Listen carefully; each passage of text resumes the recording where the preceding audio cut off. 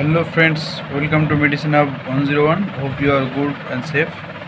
Okay, so today we will discuss about a topic that is related to the pharmacology. Of course, the name of the topic is you all know, that's the adrenergic drugs. Before in a separate video, I just discussed about the adrenergic receptors, how many types of the receptors, where do they locate, like these things.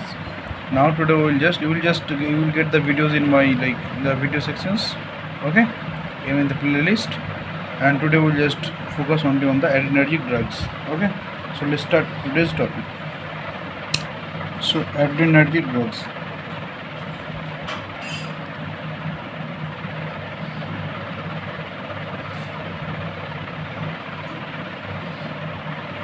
So guys, you know it that adrenergic drugs, they will just like the sympathetic activity is here. Okay, now first we'll discuss about the sympathetic activity. Okay, that means the positive sides of it.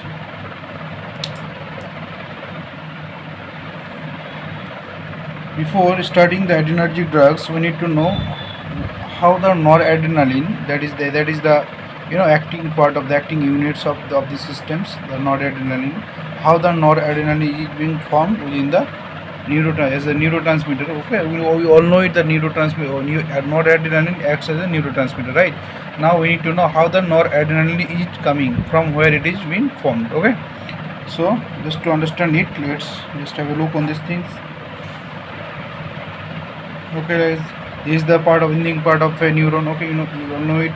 Now to make it, we need to have the raw materials from the outside of the neurons. We need to have the tyrosine to make it. Okay, now we will get the tyrosine from outside, and this tyrosine will just take place within the neurons by, there is a pump that is called the sodium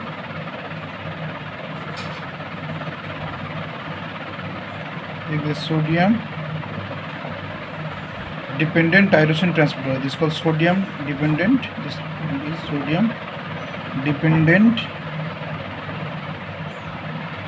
tyrosine transporter. Okay, just take it as transporter. Now by the help of this pump, what are the transporters, the tyrosine will just go within the neurons. The tyrosine will come here. After coming within these things, within the neurons, this tyrosine will get converted into L-dopa or levodopa. We can say L-dopa or levodopa, whatever you can say here, levodopa.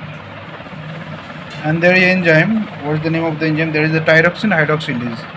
The name of the enzyme is thyroxine hydroxylase. I am writing briefly. TH means thyroxine hydroxylase. Okay. Now this enzyme will help to convert the tyrosine into L-dopa or levodopa. Okay. Now this L-dopa or levodopa will just will get converted into another type of substances by the action of one more enzyme, that is called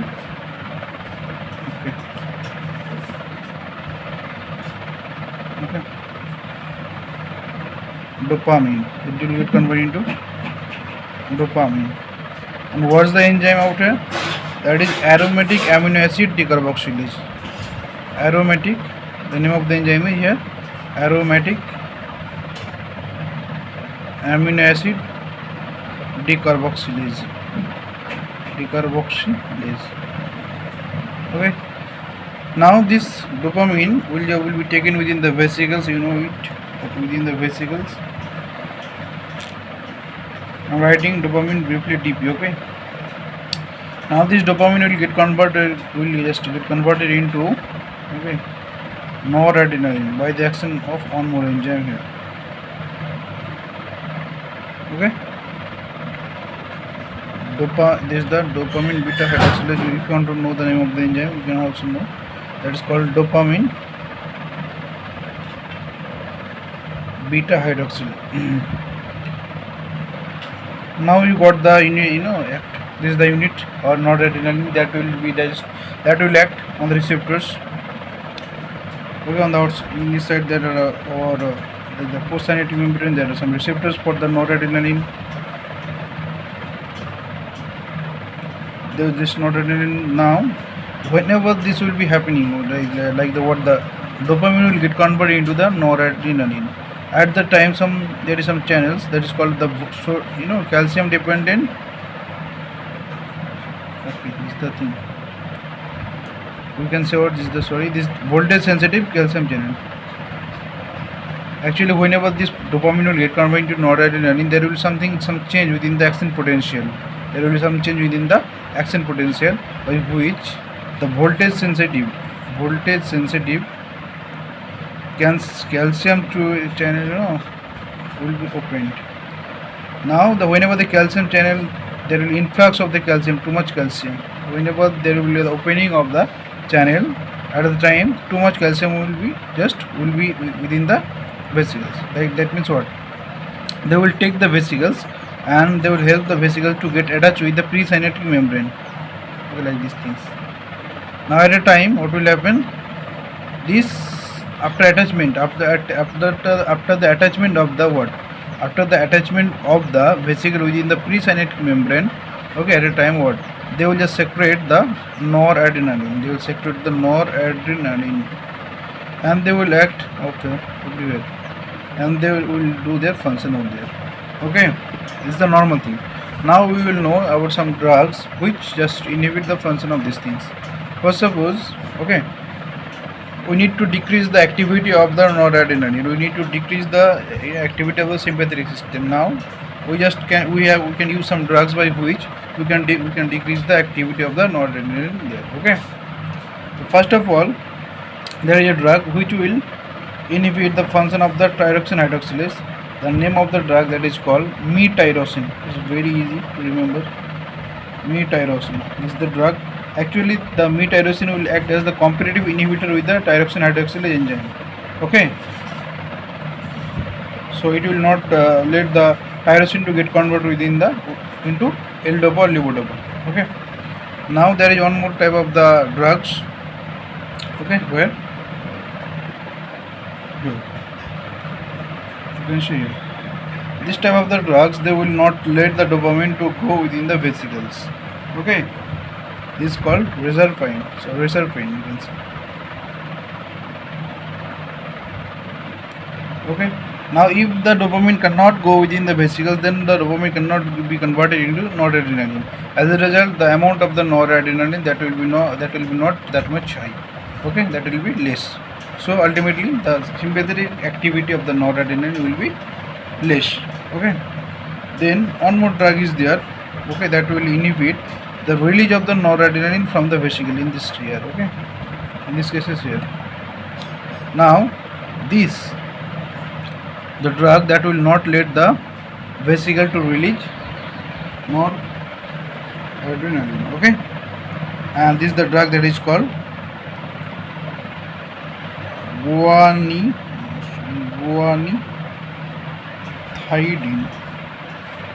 guanethidine. That's the drug that will not let the there is a vesicles to secrete or release the noradrenaline. So as a result, the amount of the noradrenaline that is less, so the sympathetic activity will be less also. Okay. Now we have to know one more thing for the physiological purpose. Whenever the noradrenaline is here, just acted upon, there are some of the noradrenaline, they will go back. Okay, and they will be just acted again within the vesicles, taken by the vesicles. They also may be broken down by this something like MOA. We'll just discuss about in a separate video. Now let's focus here that whenever the noradrenaline will be here, the some of the noradrenaline will go here. That is like the feedback in the hormone you have read that there was the thing that is called the feedback. Okay, feedback inhibition. Now the noradrenaline will tell that the function is the amount of the noradrenaline is here sufficient. No need to secrete anymore noradrenaline. Now, if there is any drug which will just inhibit the function of this thing, that means that will not let the noradrenaline to go with to the vesicles. Then what happened? It's more important. It's the name of the drug that is cocaine. Now cocaine will do what? Cocaine will act here. That will not let the noradrenaline to go within the vesicles. As a result, it's totally opposite effect. The amount of the noradrenaline it will just lead to noradrenaline amount too much high. So sympathetic activity will be too much high here. Okay. So if you just use the cocaine, we all know it that As at that time the sympathetic activity of the different systems of the or the noradrenaline here, then as a neurotransmitter, whatever you can see, that will be too much stimulus will be there.